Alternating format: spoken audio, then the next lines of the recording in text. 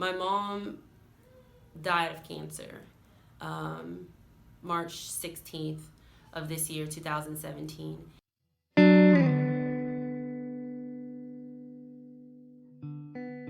2016 was the year where everything basically fell apart. Beginning of 2016, I would say February, March, my mom, she started getting out of breath easily. She started losing her breath when she would walk, and getting really winded. And so eventually went to the ER, went to the doctors, and found that that she had fluid in her chest wall. And so what they did was they drained that out of her to get rid of it. And so that was maybe February, March, something like that. They did some testing, took some x-rays, and they saw that there was fluid again built up in her chest wall. So they decided to, of course, take that fluid out of her chest wall, but this time to seal it up, to seal her chest wall up. I don't know what the procedure is called, but they seal it up so if fluid does accumulate again, it will not come up to where her lungs are and stuff like that, where she'll have trouble breathing. Cool. While they were in there, they decided to do a biopsy and also do some testing of the fluid. Results came back from the biopsy and the testing that they did when they went in and sealed up her chest wall. And the biopsy came back saying that she had cancer again.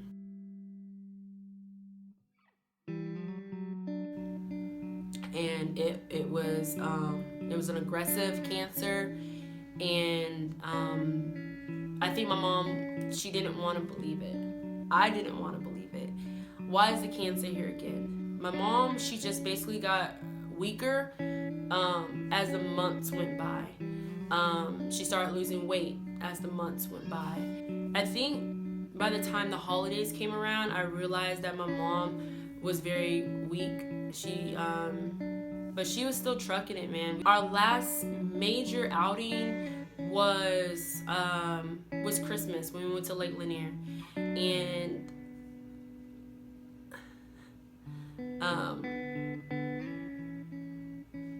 thinking back, like, I just wished, and I hate doing this because I don't like to hold any regrets or anything like that. I could have waited for her when we were walking and she couldn't catch up. Because I was so excited about what was going on. I should have waited for her. I should have done this. I should have done that. And I think, like,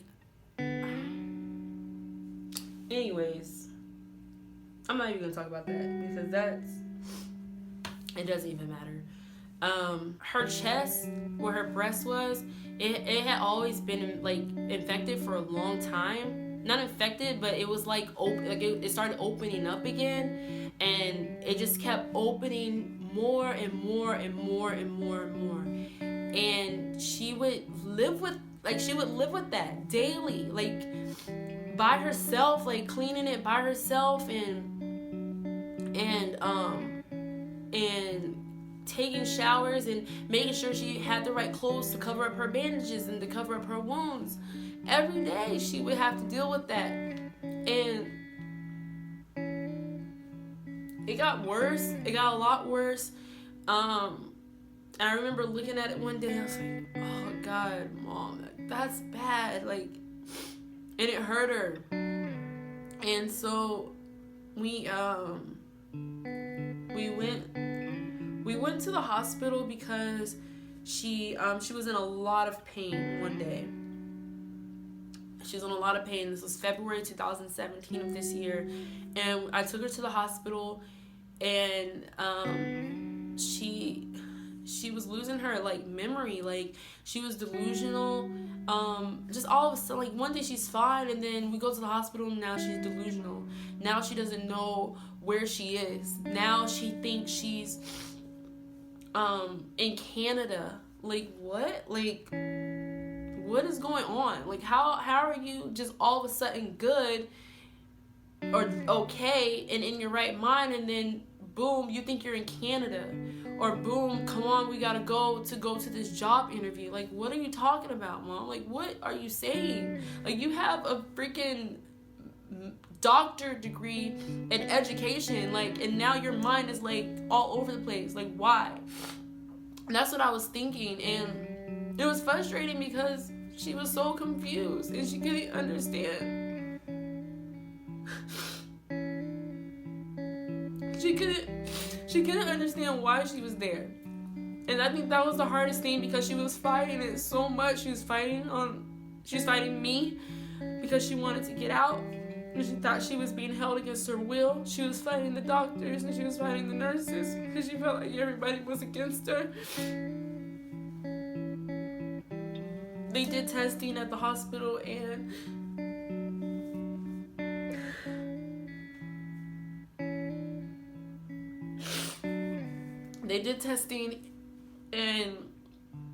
more elaborate testing. The cancer had spread to her liver. It spread to her lungs, and it was, of course, in her breast and also in her bloodstream. So at this point, it was a lost cause. I felt. And there's like, people will say, oh, we're praying for you, we're praying for you, we're praying for your mom's healing, and we're praying for a full recovery. And it's like, no, this is it. Like, there's not gonna be a recovery. There's not gonna be healing this time. So I didn't pray that. All I could pray was, God, let your will be done. Let your perfect will be done. Whatever it is, let your will be done. And I prayed that. And it was probably the hardest thing that I had to do, because I wanted my mom to be here so bad. But I didn't want anything that wasn't of his will, and I didn't want to be selfish, so I had to let her go. And I prepared myself for that. So she was in the hospital for a while, and just really got really bad and really weak, and in a lot of pain from the cancer. And there was nothing that they could do. We talked to doctors that dealt with people that were terminally ill, and they prepared us for everything, and they were really there for us and everything, but it was hard. And they didn't want to let her out of the hospital until we knew that she would have that they knew that we would be giving her 24-hour care, and I couldn't give her 24-hour care because I had the kids and I had to work to provide.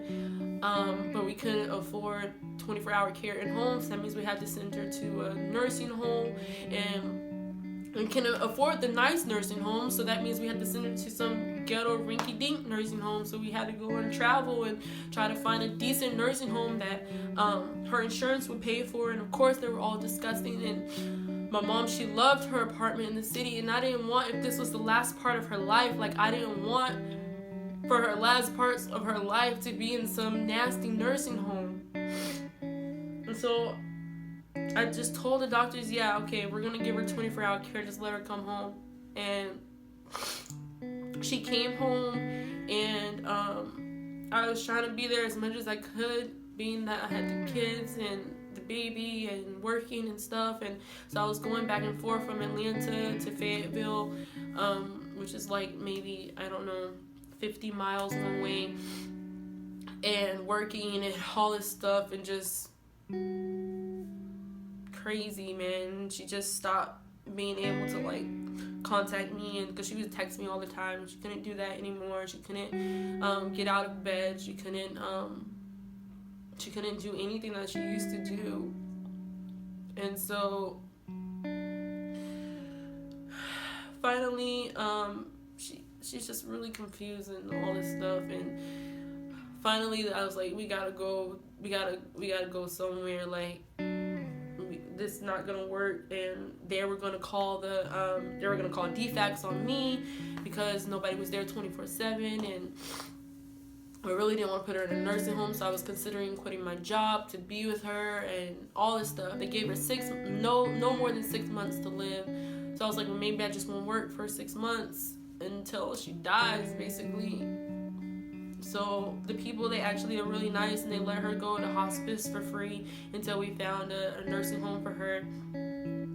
But she didn't make it out of nursing home. Out of hospice. She was there for maybe 2 weeks. When she first got there, she was able to walk around. She knew everything. She was able to talk. And she told me, she said, "Catherine, thank you so much." She said, "Catherine, thank you so much for bringing me here. I love it here. This is a good decision. This is one of the best decisions that you've made for me." And that's what she told me. And after that, she just declined rapidly within those 2 weeks. My grandfather died from leukemia, which he was just recently diagnosed before my mom, or right after my mom we found out that my grandfather had leukemia, which was her dad, and she's very close to her dad. She's a daddy's girl. And he dies, I think it was like March 9th. And my mom, she was very frail. She was very weak at that point. She didn't talk much. She didn't show much emotion. She opened her eyes occasionally. At this point, she wasn't eating, but she was drinking fluids, which is important to do. And I had to go. My grandfather passed away on the 9th. I had to go tell her that her dad died. And I know how close she was to him. And when I told her, she couldn't talk much. But when I told her that's the most emotion that I've seen from her since she got to hospice, since she started declining, is the most emotion that I've seen out of her. And all she did was open her eyes and stare at the ceiling and ask when the funeral was. And she said, "Give me a minute. Just give me a minute." She was going to pack up her stuff and go so she can go to the funeral. And I can't even tell. You can't even get up. You're not going to the funeral. But I told her that, I'll go for her and I'll be there in spirit. I'll be there for her. I'll go for her and I'll bring her back a program, an obituary and everything. And I told her that. And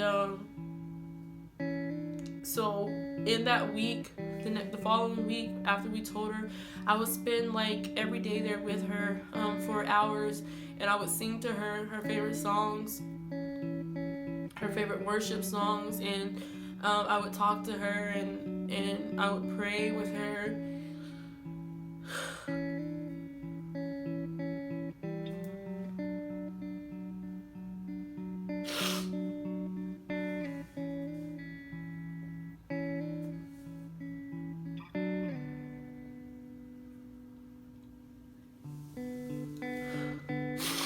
After she found out that her dad died, she stopped drinking completely. And I remember the nurse telling me, she said, "Your mom's not drinking or eating anything, and I've seen this before. And with her not drinking or eating anything, I wouldn't give her a week, no more than a week to live." I'm like, what? A week? So March 16th, I got a phone call.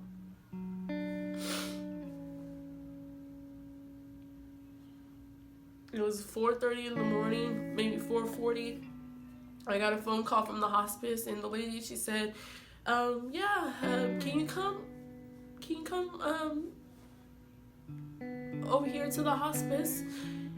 I'm like, it's 4 o'clock in the morning, what's going on? oh, it's just about your, she told me, oh, it's just about your mom's progress, or about your mom, about her, or something like that. So, oh, it's just about your mom. We just need you here. Can you come here as soon as possible? And I was like, well, I have to take my kids to school, and I have to take daycare, and I gotta get them up and get them dressed, and blah, blah, blah. She's like, well,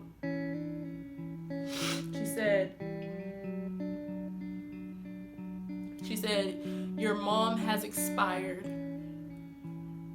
Your mom has expired. Wow.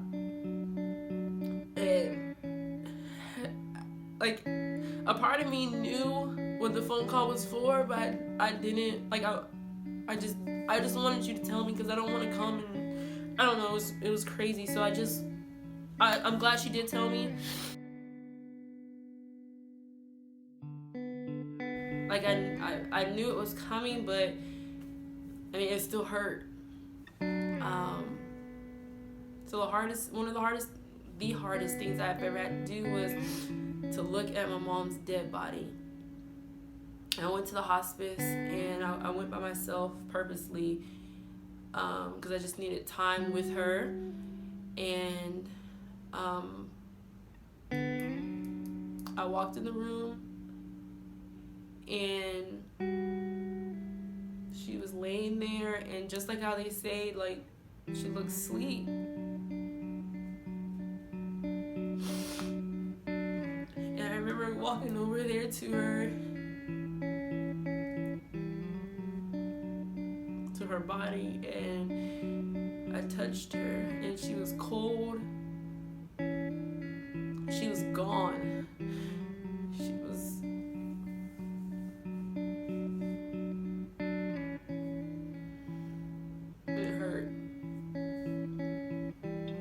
It hurt a lot to see her like that. And I think it hurt worse because her body was there, but I couldn't talk to her. I couldn't communicate with her. She couldn't see me. She just wasn't there, and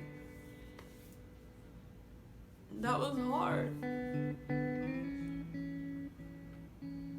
She was really gone.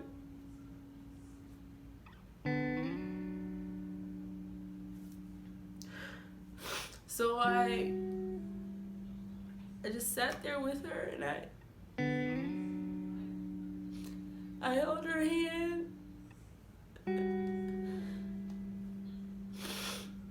I remember sobbing and touching her and talking to her, hoping that she could hear me in heaven,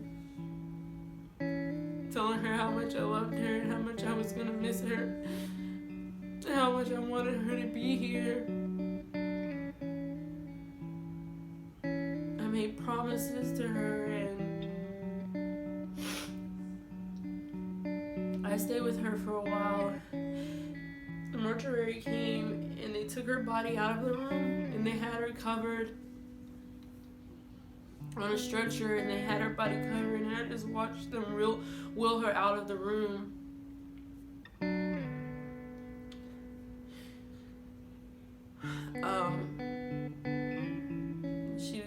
She was gone.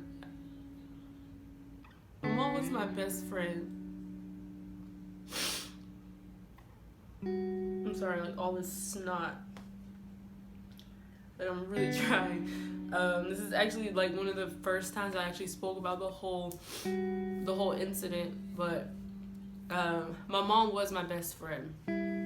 I told her everything. She knew everything about me, even the things I didn't want to tell her. I ended up telling her anyway. I talked to her about everything. I called her about everything. I called her when I was bored. I called her when I wanted to talk. I called her all the time. Like, she was the person I always went to for everything. And she was gone. Now she's gone. I went to go see my mom's body Monday at the funeral home.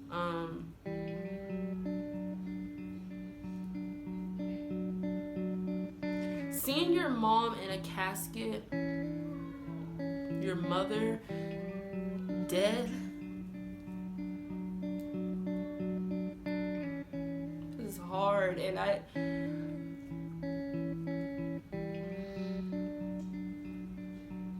in a box.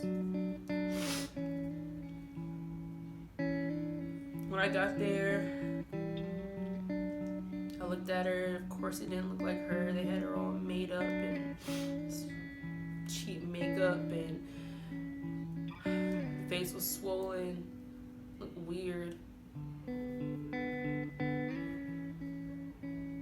At the same time, it gave me peace because it wasn't her. Like, you can tell it wasn't her. Like, she wasn't there. But anyways, I checked, made sure she was dressed nice. So I looked in the casket, made sure her pantyhose were on, her dress was straight, and her hair was fine, and her face and her fingernails were painted. I made sure everything was okay. And I touched her, made sure everything was good. And that was the last time that I saw her, was in a casket.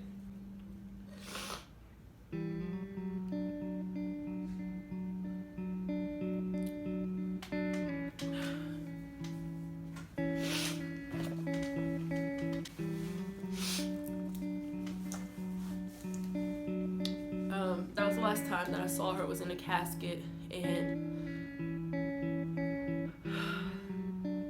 we had the funeral.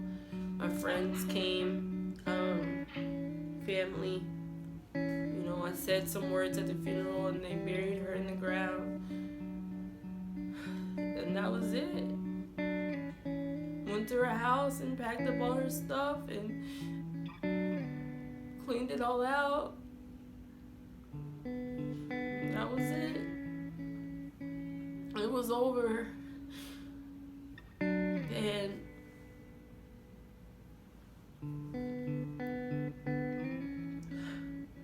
yeah, so my mom, she died of cancer.